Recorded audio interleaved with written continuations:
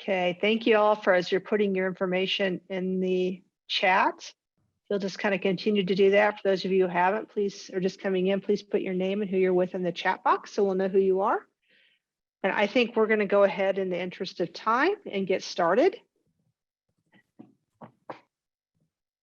So I am Julie Reynolds. I work at the University of Missouri, Kansas City Institute for Human Development, which is the University Center for Excellence in Developmental Disabilities for the state of Missouri. A little bit about me is I have a 90-year-old mother who's living with dementia.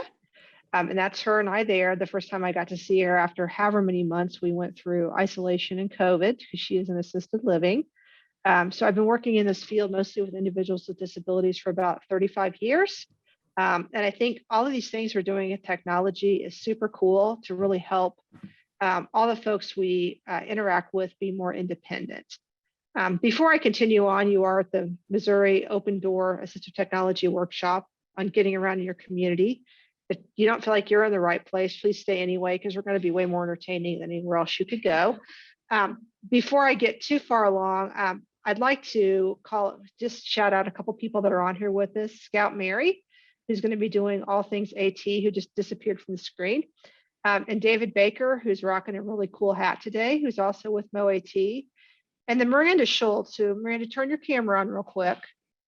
I know she hates this. So this is Miranda Schultz, our executive producer. And I did want to embarrass her a little bit today and let you know this will be her last executive production with us for the Missouri Assistive Technology Open Door. She's going to be moving on to other things, but we'll invite her back occasionally to embarrass her as needed. So I do appreciate everything you've done for the series, Miranda, and we have thoroughly enjoyed it. So now I will let you may stay on or not.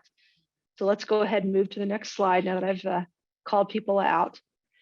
So really what we're going to do today is talk a little bit about the Missouri No Wrong Door Project. For those of you who are new to this, it'll be some new information. And for those of you who've been here a couple of times, it'll be some reminders. And then some things around charting the life course for planning and problem solving. And then Scout is going to talk to us about technology for getting to all the places where you need to go. So hopefully this will be informative for you guys and you'll learn lots of new things.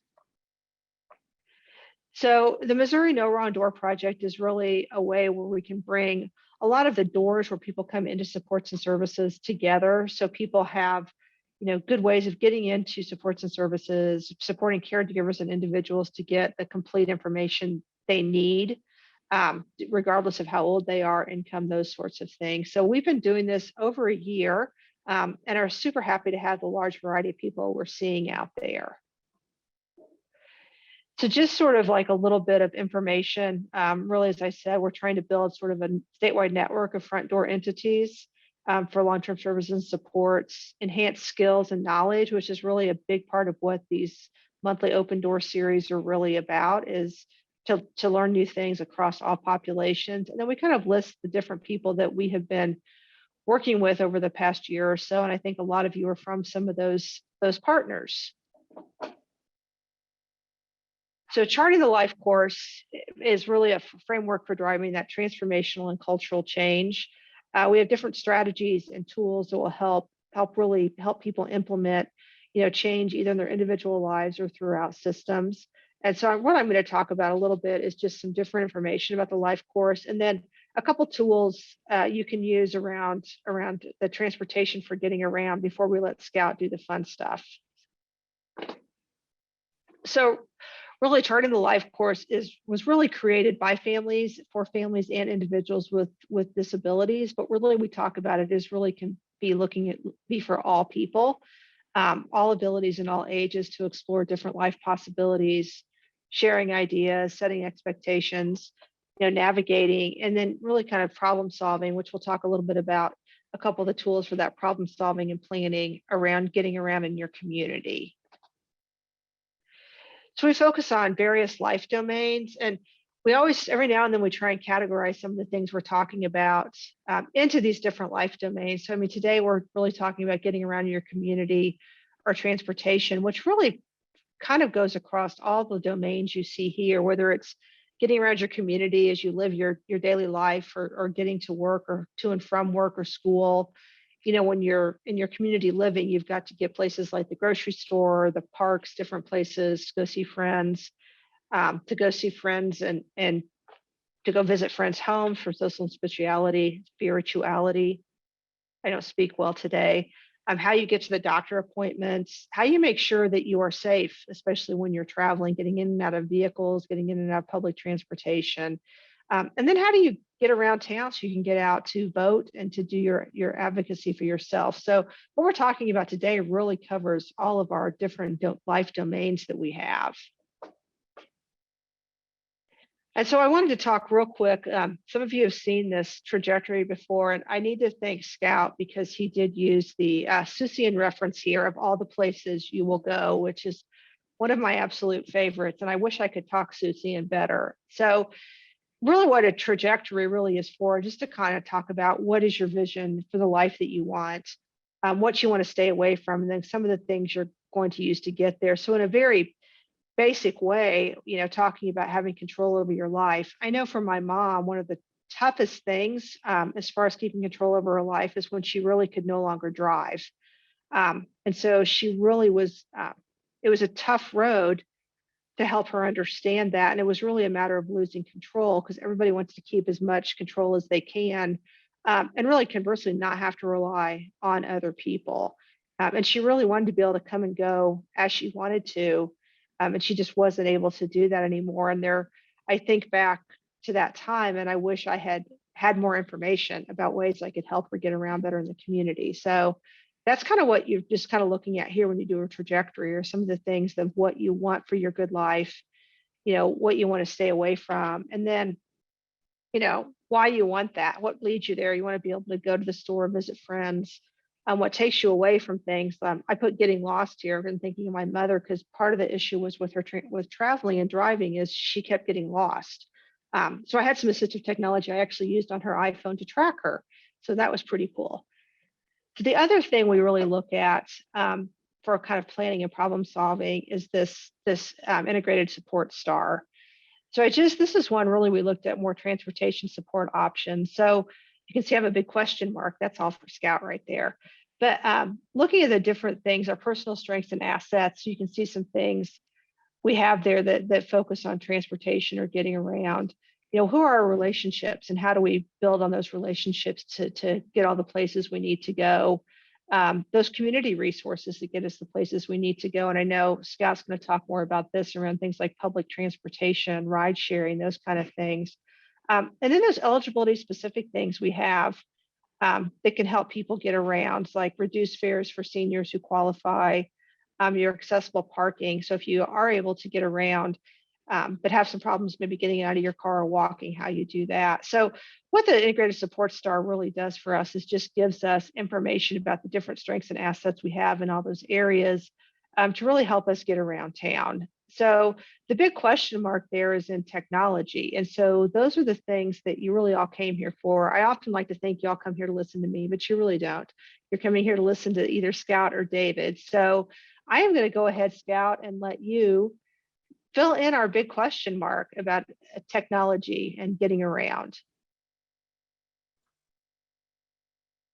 Okay, I guess it's to me now. So I'm Scout. I work for Missouri Assistive Technology, and like many people in my age bracket, I've parents who are dealing with health conditions, and my stepfather is dealing with post-stroke conditions. So, it becomes personal just about for all of us. I'm a program coordinator. We are the Missouri Tech Act program. I've been in the field shamefully short amount of time compared to Julie, about 12 years. And I come out of the independent living center work, and I also was a teacher for a while. And I am a fan of Seuss, and so I have a quote up there that is completely taken from him. All right, but we can move right on. Okay, so I did title this "All the Places You Will Go: Getting Around Town with Technology." And, we're going to talk about, oh, I love the picture. We're going to talk about some different things. But of course, there's so much more out there. So if anybody, I'll just say up front, if anybody has questions, feel free to contact our office or me specifically, and we can talk Hang on, I about think I can, hang on. supports for any individual that you're working with. Okay, go ahead. All right.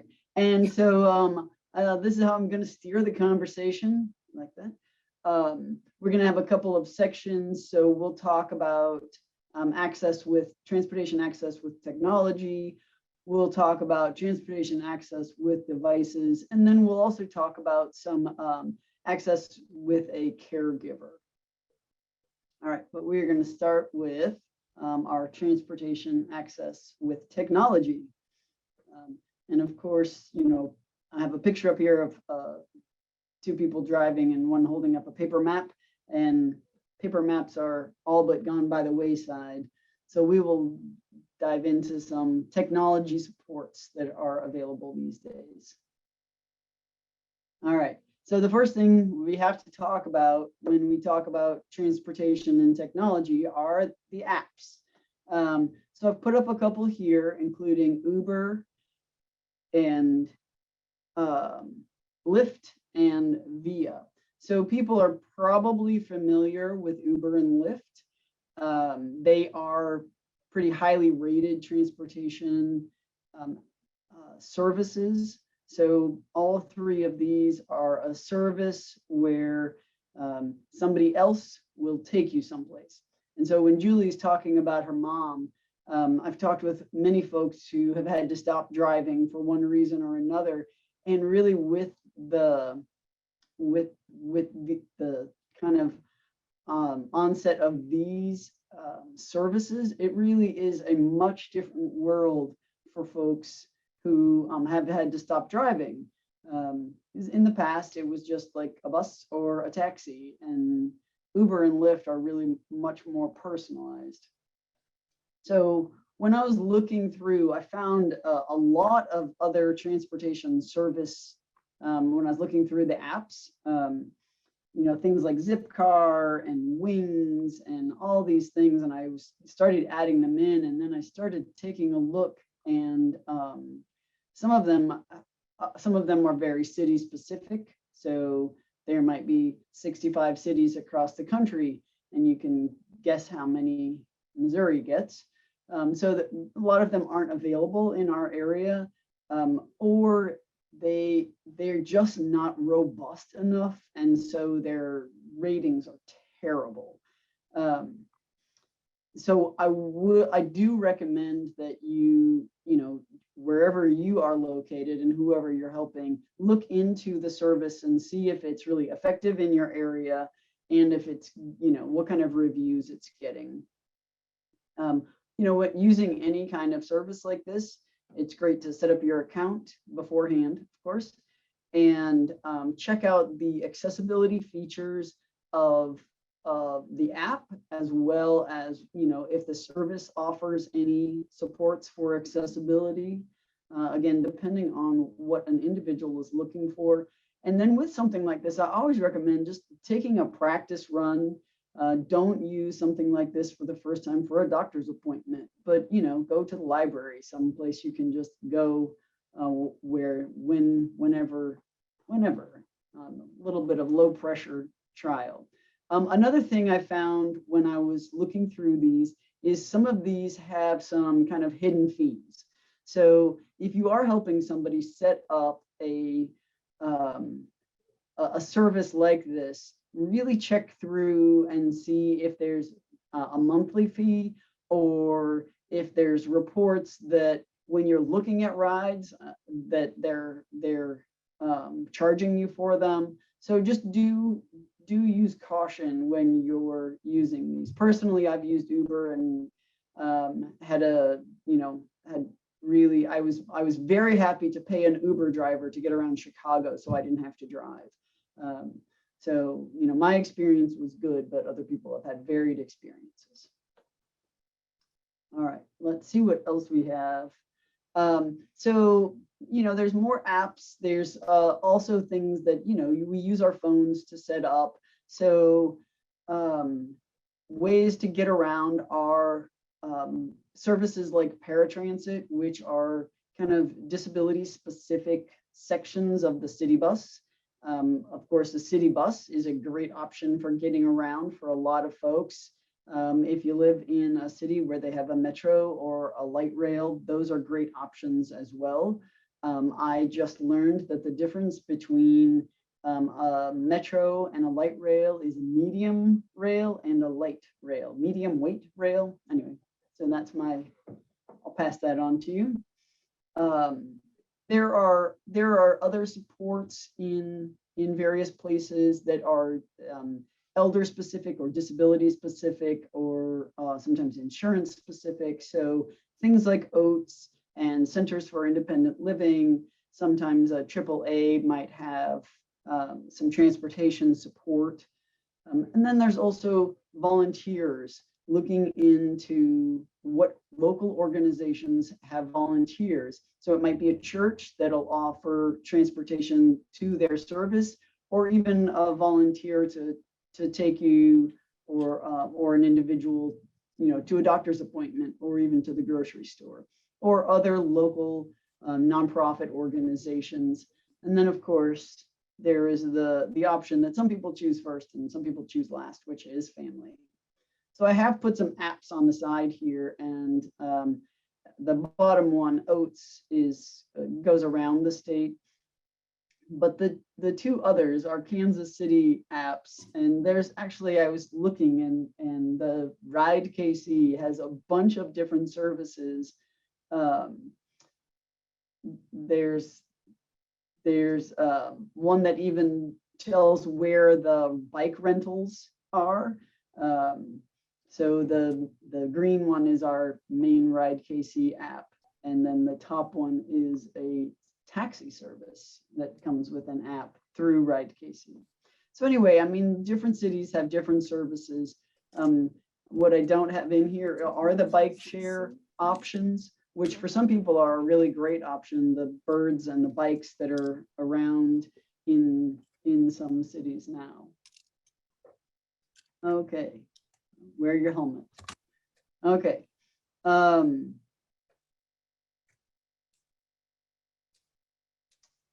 How was this? Okay. All right. So there's great ways to navigate using technology. So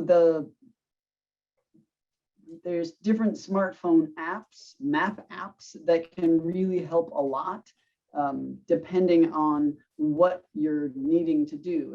And probably most of us are familiar with using maps, but just to keep in mind that different map apps have different disability related supports.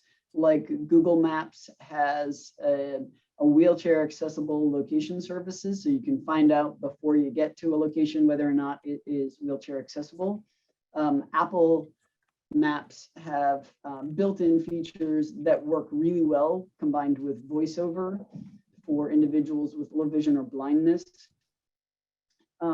Some people are, however, feel more confident using a kind of like a dedicated navigation device like a Garmin, and that gives that's a really nice option for some. I know my mother has a smartphone, but insists on using her Garmin. It's the only way she will get from point A to point B, and that works for her, so it's great. The thing I like about any of these ways to navigate is that using a device, unlike using a paper map, can really help with decision making. So, some of the maps will have, if there's 2 lanes and one is becoming a turn lane, it will show you these things so that you know that you can get in the proper lane, and it can reduce stress, and you can just navigate more easily. Some of the maps have the speed limit posted on the screen, so you can make decisions about what speed you go as well.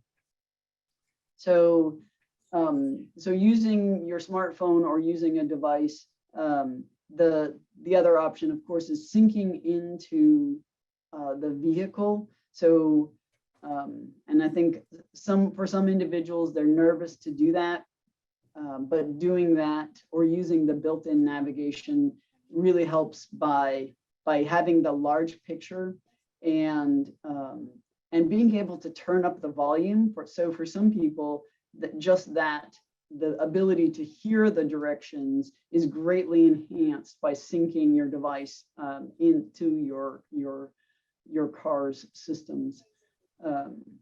And it can also, if you want to listen to the radio, it will mute the radio or other things so that you can hear the directions. So there's really great options for using that technology for navigation. All right. Now we'll get into some devices. So I had to put up what I think are some cool vehicles. All right, but let's take a look at some devices that we can use. All right, so there's devices. I've kind of broken these up into a few categories. So the first one is just devices for getting in and out of a vehicle. And of course, these are just a few. The first one is called a car caddy, and it is just a strap with a handle at the bottom. It does wrap around the frame of the door.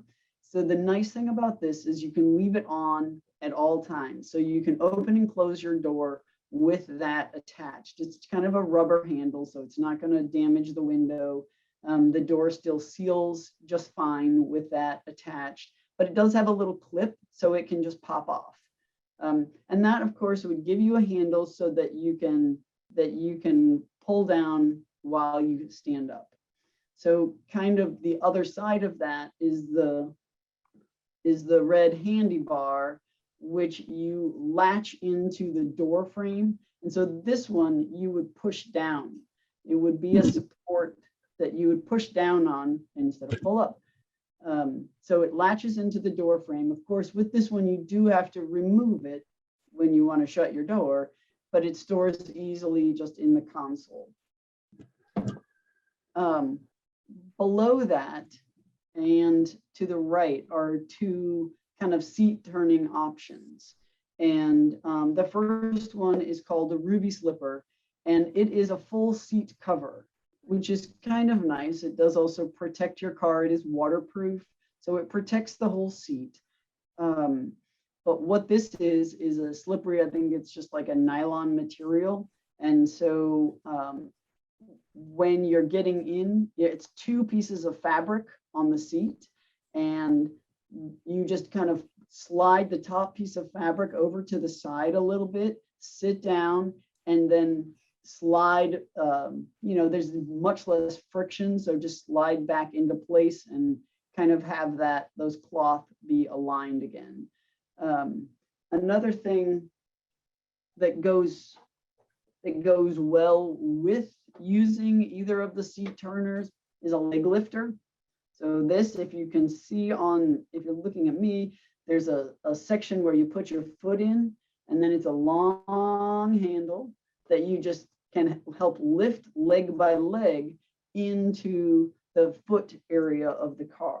So the leg lifter pairs well with something like the Ruby Slipper if that's a need. And then the swivel seat, which is the picture that says turns 360. Again, it's just material that slides easily over itself, and it does rotate all the way around. So there's, you don't have to adjust how, like the Ruby Slipper, you're going to have to pull it out a little bit and slide it in. This one, you just sit on it and turn in. The nice thing about this fabric one is it's flexible. So you can kind of taco it up and it doesn't take up a lot of room. The thing about this is that when you're sitting on it, when you put pressure on it from your body weight, it does add a little bit of friction and have a little bit of reduction of that spin. So the other option that I didn't put on here is another swivel seat with bearings. So this one, no matter how much weight you put on it, it's still going to turn with ease. Now, it is hard plastic on the bottom, and it does have a thicker cushion because you no longer get the effect of that car seat cushion. So this one is thicker. So if somebody's very tall, it's going to raise them up. But it is another option, and it can really help somebody spin very easily. And those seat turners can be used, other places, dining room chairs, any place you might need to swivel out of a seat. All right, and then the last thing on this page is just a step with a handle, which is a great option for somebody who wants to step up, whether you're using it in the kitchen or to get into a tall truck or SUV. It's a very stable way to get up higher. So, all right, moving right along. Oh, it's time for a word from our sponsor. And who's our sponsor today? Missouri Assistive Technology, if I don't mind saying so. So we are going to look at, we're going to take a look at our next slide, which we'll talk about device demonstration. Okay, so just what is device demonstration? Well, I'll be glad to tell you, it is where you compare and contrast assistive technology devices or features to help an individual meet a need or complete a task for a person with a disability. And what can it do for you? Well, I will tell you what it can do for you. There we go. For a person with a disability, it can help identify the available devices and determine the effectiveness for the task. So a device demonstration can be as useful to determine what is not useful, what won't work.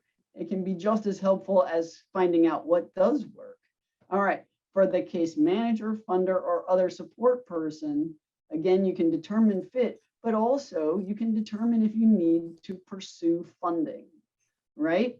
Because somebody might really like something, but if it's not a good fit for them, then you're done. You don't have to find out how to fund it. All right, how do you go about getting a device demonstration? I am so glad you asked. All right, you can go to a demonstration center near you, or you can call Missouri Assistive Technology. All right, so where are your demonstration centers near you? Well, let me tell you. There are so many demonstration centers around the state.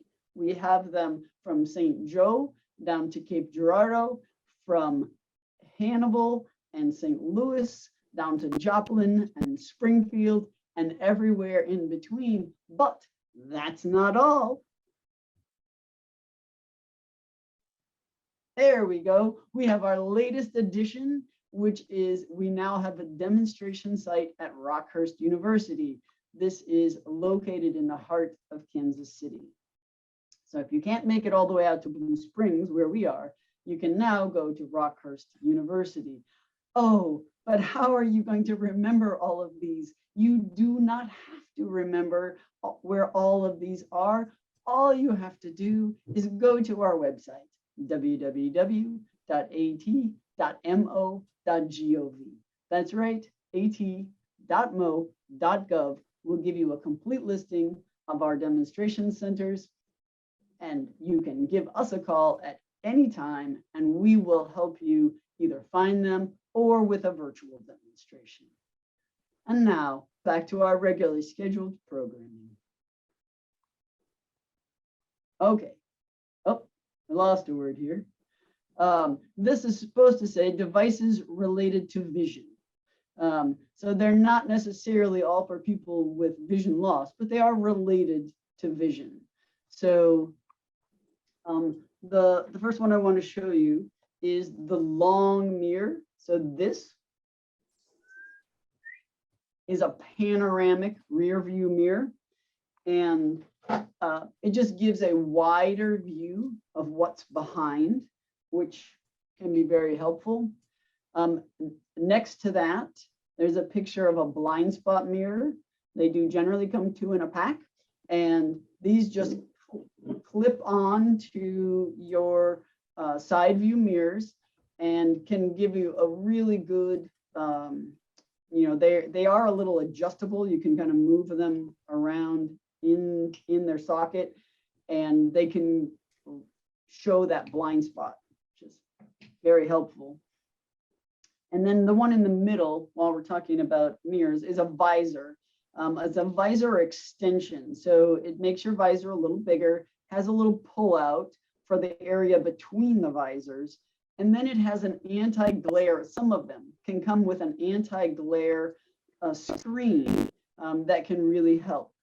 The yellow glasses are not just cool, they are also night drivers that are anti-glare. Because what I am learning is that glare is nearly as big of an issue, as a big of a need to deal with as magnification. And so for some folks, you might hear, I don't drive at night anymore. And not that I want to make those people drive at night, but before you stop that, you can get these anti-glare night driving glasses that can bring back some confidence in night driving. I am trying to get a pair myself that fit just a little better than these guys. All right, the last thing I have up here are some dash stickers. So these are just stickers to help kind of more easily identify the controls on the dashboard, so that if you need to do something while you're driving, there's less effort that has to go into it, because of course we want as much effort as possible into the act of driving.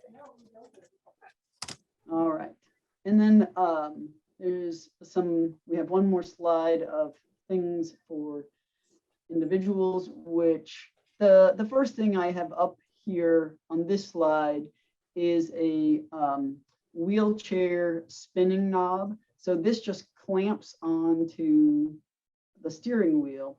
And for a lot of individuals, especially with some motor difficulties, it's much easier to steer using the spinning knob than grasping the steering wheel. In the middle, I have a couple of pedal extenders. So these are great for folks who have some vertical challenges and have a hard time reaching the pedal, and maybe can add a little bit of distance between the steering wheel and your chest if you lengthen the pedals. All right, there are a variety of kinds of back supports. They might just be comfort. They might enable a person to drive. I have a very simple one up here. Down at the bottom left, there are also a wide variety of seat cushions. They come as donuts. They come with coccyx cutouts. They come gel. They come just regular cushions. They can add height if that's a need, but they can also add comfort or pressure relief. This purple one that I have a picture of, you can see the cover comes off. So a lot of them have either a waterproof cover or just a washable cover, which can also be an advantage in the car. And then the last thing I have on the slide is a seatbelt handle. They do make seatbelt extenders, but those are for somebody who is large and the seatbelt won't fit around. This is a seatbelt handle. So it clips on to the seatbelt. So if you have shoulder issues and it's hard to reach all the way over to get your seatbelt, you just can reach less far and grab this handle and then attach your seatbelt exactly the same way.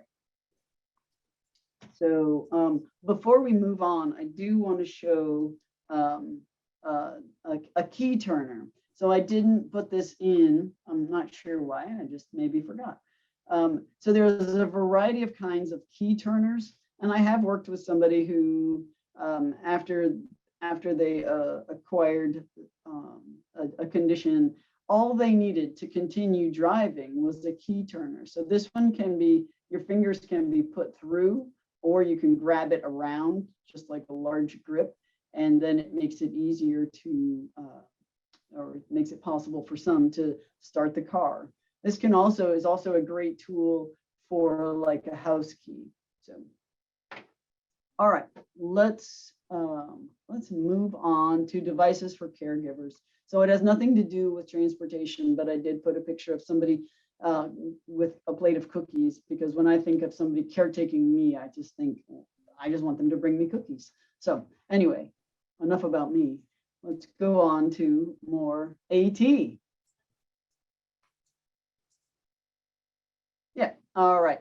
So my very, very, very favorite and most often talked about piece of equipment for anybody who's helping transport somebody with a disability is a transport wheelchair. I really like this device because trying to get a standard manual wheelchair into the trunk of a car, I feel like is dangerous for most people. And I talk to people all the time who are like, my husband has to do it to get my daughter someplace. I have to put my husband's wheelchair in the trunk, but I'm still able to do it, and I think, man, one wrong move, and the caregiver is now, out and can no longer help get whoever they're supporting where they need to go. I feel like it's just a dangerous thing. So the transport wheelchair, as you can see here, is very similar to a standard wheelchair. The biggest difference is 4 small wheels.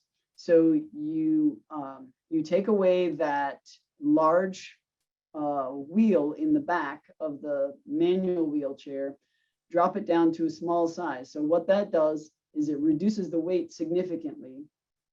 It reduces the width of the chair because the large wheels have push rings, and so that makes the chair wider. So this chair is more narrow, fits through more doorways.